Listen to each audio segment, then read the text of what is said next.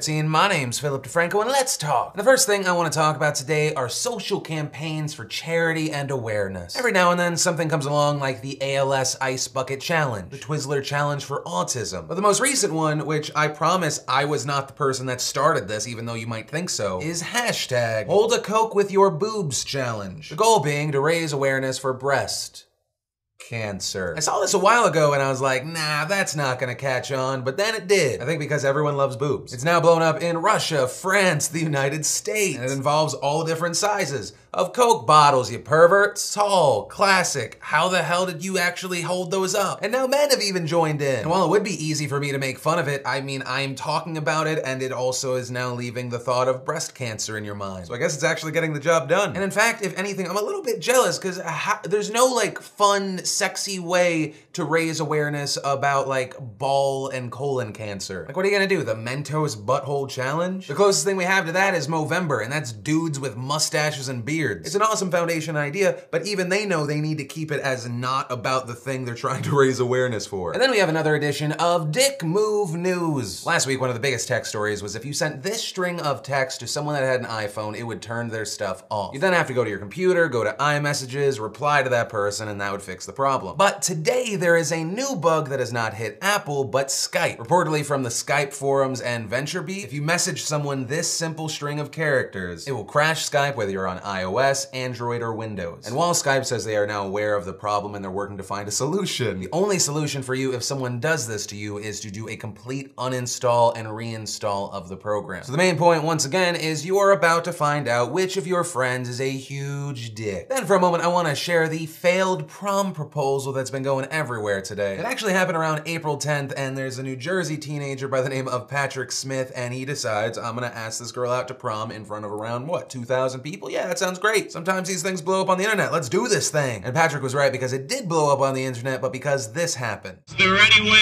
you would want to come to prom with me? I already have a date. So just for a moment, remember that time that you were rejected. Oh, that hurts. And then multiply it by the number of people that have now witnessed it. Although to add on to the story, I'm not a big fan of how Patrick reacted on Twitter afterwards, tweeting, fucking bitch. Patrick, what are you talking about? That's like getting angry at the teacher because you didn't study for a test. You either went in there with little intel or bad intel. You were hoping to kill Osama bin Laden, but you, for some reason, invaded Iraq. You can't get angry if no one's at the party because you showed up late. And from there, I want to share some stuff I love today. And today in awesome. There was a lot of awesome today, but there was only one awesome I woke up early for, and that was the Fallout 4 trailer. And it's essentially a 2.5-minute trailer that's just like, yo, we're making this game for real. Also, here's no release date, but there's a dog and it takes place in Boston. One of the big criticisms from people though was that, oh, the graphics aren't that amazing. To which I say, the graphics look fine to me, and also I actually thank Bethesda for not doing what other companies do and they show off these impossible to achieve graphics. And then you get the game and you're like, so what happened? Why are you showing me amazing graphics when you're not actually going to be able to achieve it, and then modders have to get involved so we can actually get those great HD textures? But main point, the game is coming and I cannot give them my money fast enough. Then in Nerdy Awesome, scientists went to Puerto Rico and the US Virgin Islands, where they scoured the uncharted sea floor there and they found tons of new species we have never seen. And while this is amazing, it's also not that surprising. I mean, the world is covered in what, 2/3 water, and it's estimated that we've only actually searched 5% of the ocean. There's still so much out there that we don't know about, we've never seen before, it's never been captured on video, and that's kind of awesome. Then in I still can't tell if it's awesome, the first full trailer for Joe Dirt 2 has come out, and it looks significantly better than what we saw in the teaser. If anything, I still stand by the idea that this is either going to be a genuinely funny movie or so terrible it's funny. I mean, one of the best things, the movie starts off and he's literally sent back in time because of a tornado. I'm already on board with the stupid. And then I had to share our BAMF of the day, 8-year-old Christian McPhillamy from Melbourne, Florida. Christian said he saw a commercial for St. Jude's Children's Hospital and was inspired. So despite being made fun of by kids at school, he decided to grow his hair out so he could cut 10 inches off and donate it. He dealt with the criticism, people calling him a girl, people even offering him money to cut his hair. And at 8 years old, he was like, nah, I'm good being me, I want to help some people, and he did it. Christian, you are far too young to watch this show, but if you do ever happen to see this, you are my BAMF of the day. And then I want to put my perv card on hold today for our lovely lady of the day, Miss Lindsay DeFranco. This morning I saw my beautiful wife editing videos for youtube.com/the DeFranco fam. It's just another reminder that I love this woman and she amazes me. Like, the only stupid move this woman's done in her entire life is marry an idiot like me, but she's strong. When she wants something done, she gets shit done. She's the most beautiful prego I've ever met. Also, I should probably say funniest, otherwise she'll out how much I actually steal her jokes. And other than Trey, she's really the only person that I try to impress. Also, I want it noted, I didn't do anything wrong and that's not why I'm doing this segment. It's just like something Grandma DeFranco used to say. Sometimes you just gotta let those bitches know you loves them. Rest in peace, Grandma. And then, of course, the final bit of awesome, as always, is our secret link of the day. So if you want to check that out or anything else I shared just now or talked about today, links as always in the description down below, unless someone messed up and they're fired. Unless it was my fault, in which case I'm not fired.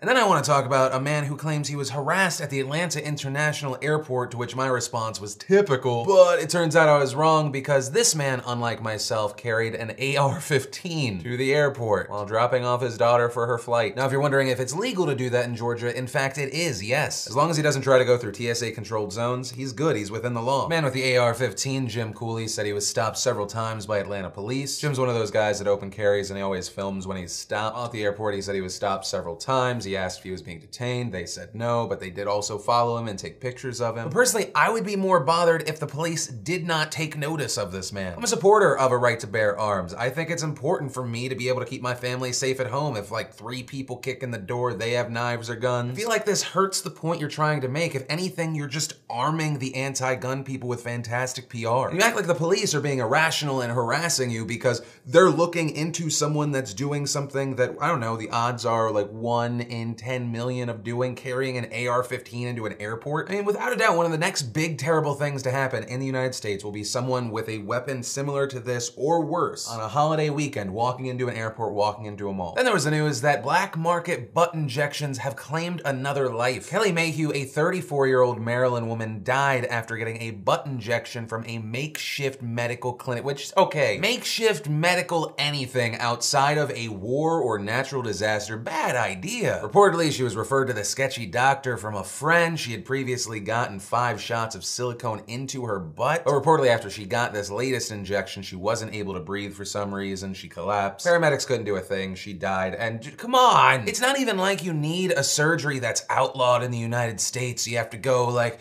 to Mexico where they're doing these test treatments because of your cancer and they can't fix it in the United States because blah, blah, blah. I mean, you're getting butt injections in some seedy ass basement. And here's a fun fact. They often finish the procedure and seal everything with super glue. Part of me wants to feel sad, but also, how can people be so stupid? If your surgery is being conducted by a doctor that in the middle of his surgery, he can yell up for his mom to make some bagel bites, don't use that damn doctor. It's that simple. Then we have the famous sex therapist, Dr. Ruth, in the news because many people are angry at her, specifically over these 2 tweets. I am 100% against rape. I do say to women, if they don't want to have sex with a man, they should not be naked in bed with him. Adding, that's risky behavior, like crossing street against the light. If a driver hits you, he's legally in the wrong, but you're in the hospital. Many people then lashed out at Dr. Ruth, saying that she was wrong and she was also victim blaming. An example of those tweets, this is reductive and damaging to women who change their mind during sexual activity. They shouldn't be blamed. The main idea with the people that are angry with her is that you could start having sex, but in the middle of it, if a woman changed her mind, she thought this was a mistake and said no, they believe Dr. Ruth is saying that the woman is in the wrong. And the anger around her tweets are also related to something she said in an interview where she was explaining, when that part of the male anatomy is aroused, when there is an erection, the brain flies out of the head, and we have to take that very seriously. And for me, this is a gray issue. I think she's trying to get the point across, you know, be careful out there, bad stuff happens. But by also saying the brain flies out of the head when the male has an erection, it takes away the fact that a person is raping another person, and they make it like